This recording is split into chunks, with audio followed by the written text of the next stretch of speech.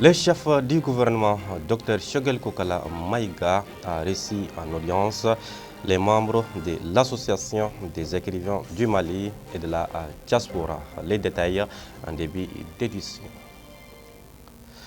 La prolongation de la transition à 5 ans est l'une des recommandations du dialogue intermalien. Vous l'aurez la réaction de quelques citoyens sur cette problématique.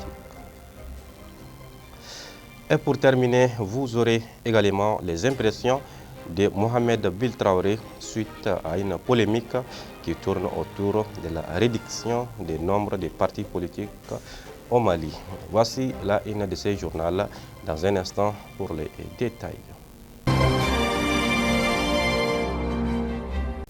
Mesdames et messieurs, bonsoir et soyez les bienvenus. Je disais tantôt, le Premier ministre Dr Choguel Kokala Maïga a accordé une audience il y a quelques jours aux membres de l'Association des écrivains du Mali. Pour comprendre l'objectif de cette rencontre, écoutons Fama Kaba Djakité, le président de la dite association. Nous ne sommes pas des adversaires, on est plutôt complémentaires et chacun apporte ses idées pour que, il faut le dire, on est un tout petit peu à la traîne par rapport aux autres pays de la sous-région. On a la chance de faire les salons du livre de la sous-région et il y a énormément de différences entre ces salons et les quelques salons que le Mali a. Et donc nous ambitionnons de mettre en place un salon digne de ce nom. Déjà on a trouvé un nom, le salon international du livre du Mali, SILMA. Le dialogue intermalien a pris fin le vendredi dernier à Bamako sous la haute présidence du président de la transition. A noter que plus de 300 recommandations ont été formulées et consignées dans un rapport qui a été remis aux autorités ce lundi. Cette rencontre de 5 jours a été sanctionnée par environ 300 recommandations selon la commission d'organisation. Parmi celles-ci, la relecture de la charte de la transition, la réduction du nombre de partis politiques et la suppression de l'aide publique à ces derniers. Le dialogue a par ailleurs préconisé la prolongation de la durée de la transition de 2 à 5 ans, la candidature du président de la transition Assimi Goïta pour la prochaine élection présidentielle, l'ouverture du dialogue avec les groupes armés djihadistes. Il a été aussi question de rendre obligatoire l'éducation civique et morale à l'école et l'enseignement de l'histoire et de la géographie du Mali, le renforcement des capacités de légitimité traditionnelle dans la prévention, la gestion et le règlement des conflits communautaires.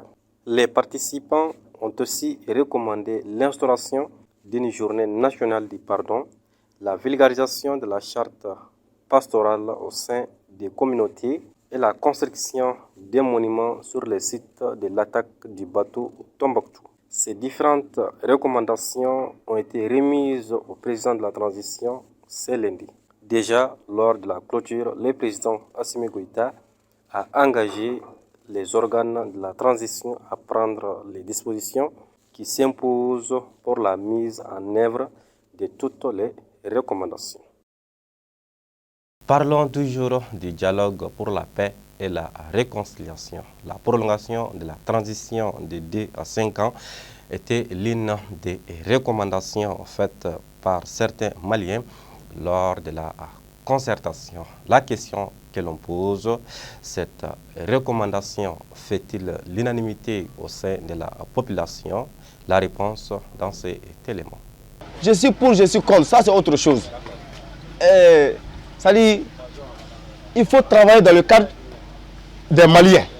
Parce que nous sommes tous les soldats ainsi que les civils là. Nous sommes tous les Maliens.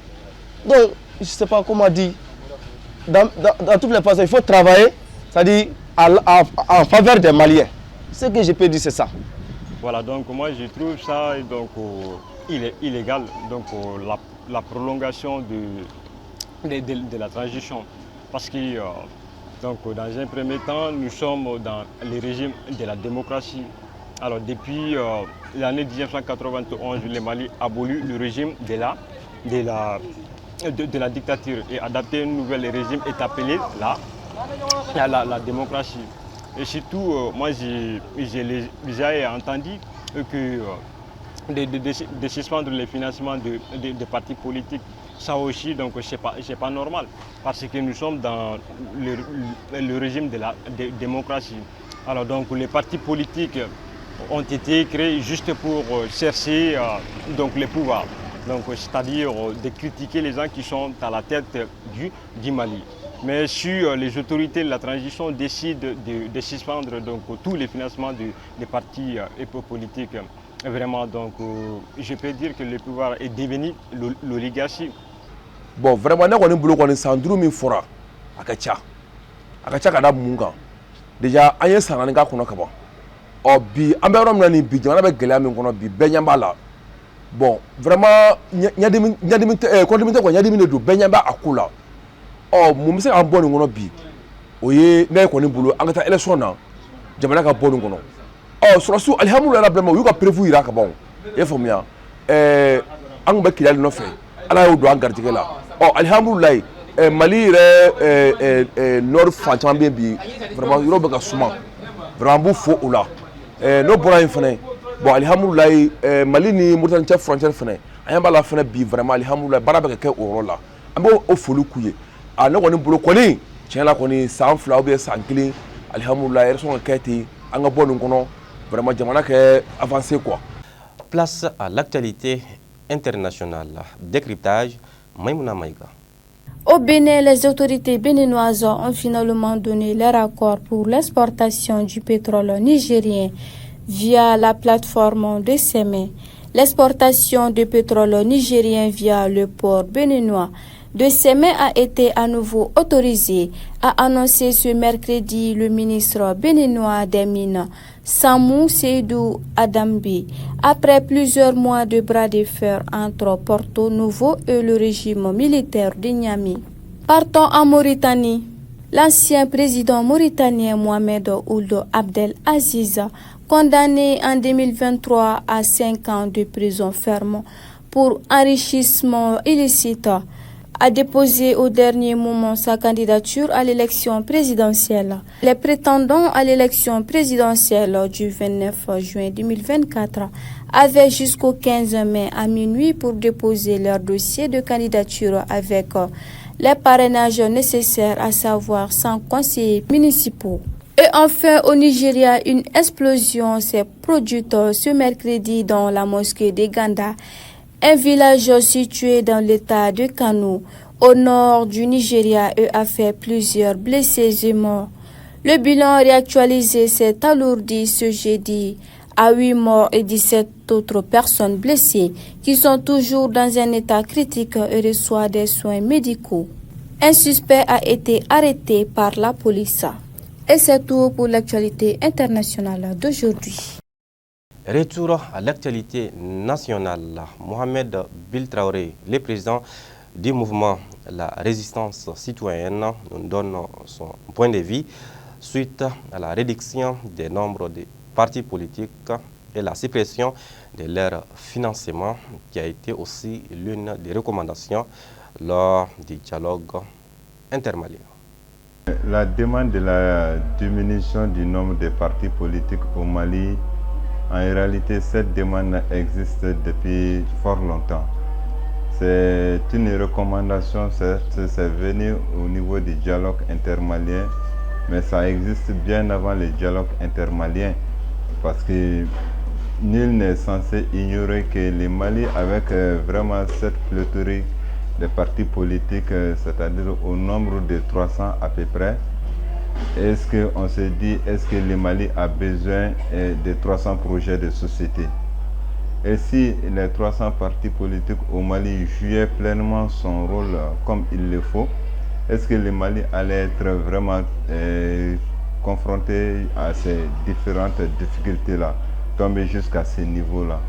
Et au-delà de tout cela, quand vous regardez aussi la charte des partis politiques au Mali, dans cette disposition, il a été dit que les partis politiques doivent œuvrer aussi pour la conscientisation pour l'éveil des consciences, pour la défense de la souveraineté, au cas où le pays est confronté à des problèmes face à l'ennemi international. Donc c'est le peuple même qui a fait ce constat, le peuple dans sa majorité écrasante.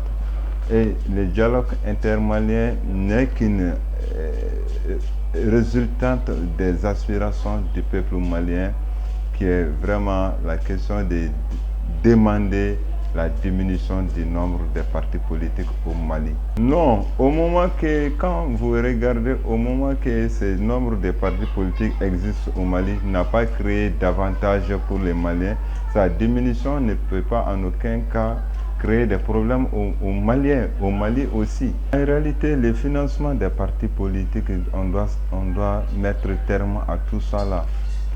Parce que au lieu de prendre l'argent des contribuables maliens pour participer au développement de la conscientisation, pour participer au développement économique du Mali, ça fait l'effet contraire. On prend l'argent de l'État pour donner aux partis politiques, mais en retour, qu'est-ce qu'ils font? Ils tiennent des discours diffamatoires, ils tiennent des discours en réalité calomnieux. Ils tiennent des propos qui ne servent qu'à diviser les Maliens, qui ne servent qu'à déstabiliser les régimes en place.